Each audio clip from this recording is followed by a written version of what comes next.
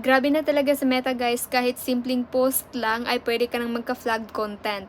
Nagpo-post ako guys ng isang screenshot kung saan ay nakabikini ako kasama ang aking friend na naligo kami sa dagat. So siniscreenshot ko siya guys at pinupost ko siya sa Facebook. At ang selected audience ko guys is friends. So hindi ko siya pinapublic.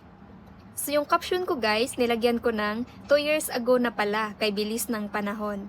Ang nang bash na ko, kagiron lang gihapon. So yung kagiron na ginagamit kong words guys is Bisaya yon. At nadidetect din pala niya guys, kasi nung chinecheck ko ang aking profile recommendation, ay nagpa-flag content na din siya. So na-realize ko guys na lalo na pag monetize na ang ating mga Facebook profile, ingat-ingat tayo guys sa paggamit ng mga words, lalo na kapag ito ay may bullying. Kasi guys, kahit anong dialect ang gagamitin mo sa pagpo-post is madidetect pa rin guys ni Meta. So yun